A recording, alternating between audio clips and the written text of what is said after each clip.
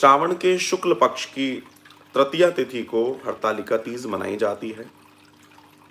इस बार 2022 31 जुलाई के दिन हरतालिका तीज का आनंद हम लेंगे। असल में श्रावण मास में इस त्योहार का जो मूल मकसद है, मूल उद्देश्य है, वो माँ पार्वती और महादेव के पुनर्मिलन की गाथा है। क्योंकि पहले वो सती के रूप में थीं, सती के बाद वे फिर पार्वती हुई और पार्वती के बाद फिर वे भगवान शिव से पुनः मिलती हैं। तो ये दर्शन इस उद्देश्य से है, हमें इसे अपने जीवन में समझना और जानना है। तो इस व्रत को एस्पेशली सुहागिन महिलाएं रखती हैं और ये व्रत हरतालिका तीज निर्जल रखा जाता है, इसमें जल नहीं पिया जाता, ये ध्यान रखना है। इस दिन बहनों और माताओं को पूर्ण रूपेण 16 श्रृंगार अर्थात श्रृंगारित होकर इस पर्व को मनाना चाहिए, क्योंकि माता पार्वती को श्रृंगार बहुत पसंद है और उन्हें मनाने का सबसे आसान और सबसे सरल तरीका है हरतालिका तीज पे 16 श्रृंगार को धारण करना। वे माँ की पूजा करती हैं, भगवान भोलेनाथ की पूजा करती हैं और इस व्रत का जो सबसे बड़ा दर्शन है वो अपने जीवन का जो वैवाहिक जीवन है, उस वैवाहिक जीवन को सुख और समृद्ध करना इस व्रत का मूल दर्शन है, मूल दर्शन। तो इसे जानना हम सबको ज़रूरी है। हालांकि इस बार योग अच्छा है और रवि योग बन रहा है। इस योग में आप 31 जुलाई को पूजा आदि इत्यादि करेंगे, क्योंकि इस दिन 31 जुलाई को 2:20 बजे से 1 अगस्त की सुबह तक अर्थात 6:04 तक रवि योग रहेगा। विवाहित महिलाओं के लिए ये पर्व बहुत मायने रखता है, बहुत पवित्र माना गया है। और ध्यान रखिएगा, उत्तर भारत में अपनी दाम्पत्य जीवन के लिए जो सर्वश्रेष्ठ व्रत है उत्तर भारतीयों का, वो हरतालिका तीज है, ना कि करवा चौथ है। ये जीवन में ध्यान रखिएगा।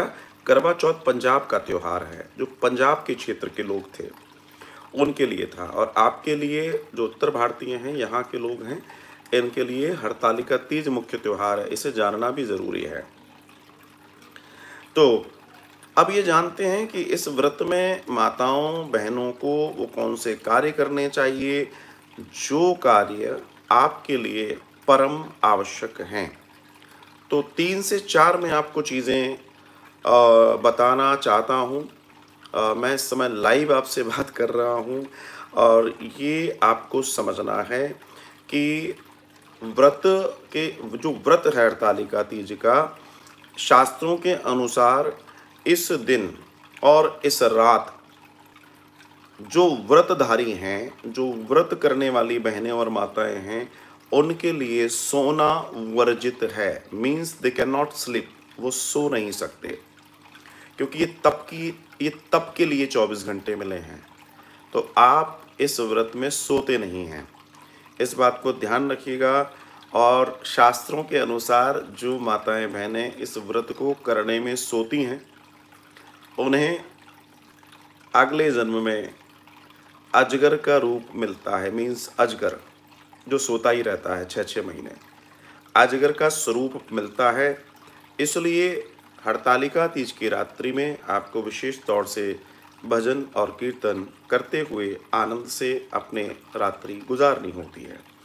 इस बात का ध्यान रखें। दूसरा बहुत बहुत ज़रूरी नियम जो आपको जानना है, जो आपको समझना है, हरतालिका तीज व्रत निर्जला रखना सर्वोत्तम है। निर्जला मीन्स हम जल भी नहीं लेते हैं, सर्वोत्तम है। और ये व्रत निर्जल ही रखना उत्तम माना गया है। जिनका सामर्थ्य नहीं है, जो मरीज हैं, जो वृद्ध हैं, जो बच्चे हैं, उनके लिए नहीं है।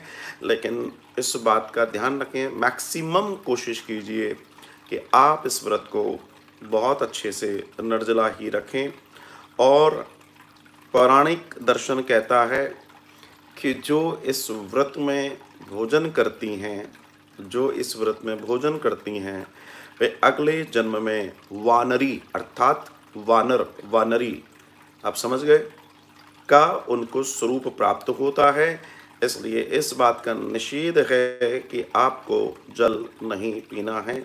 और ये ध्यान रखिएगा, मतलब भोजन नहीं करना है। जो लोग भोजन करते हैं, मैं उनके लिए कह रहा हूँ, जो भी व्रत में इस दिन अन्न का उपयोग करते हैं, उन्हें अगले जन्म में वानर का रूप प्राप्त होता है।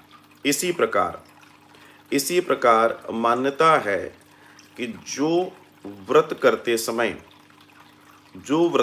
समय हरतालिका तीज के व्रत में अगर जो माताएं बहनें जल ग्रहण करती हैं, वे अगले जन्म में जलचर अर्थात मछली बनती हैं। उन्हें मछली का स्वरूप, मछली की योनि प्राप्त होती है। इस बात को आप अपने आप को ध्यान में रखते हुए व्रत कीजिएगा। ये व्रत तोड़ा नहीं जाता है। चौथा नियम ध्यान रखिएगा, हरतालिका तीज व्रत अगर आपने आरंभ कर लिया है तो इसको हर साल किया जाता है, बीच में छोड़ा नहीं जाता है।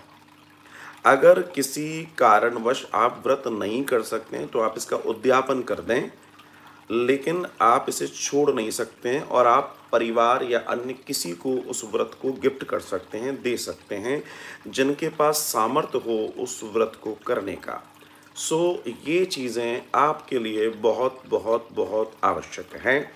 जो भी माताएं बहनें, जो भी सौभाग्यशालिनी, जो भी विवाहित हैं, वे इस व्रत को ज़रूर करें।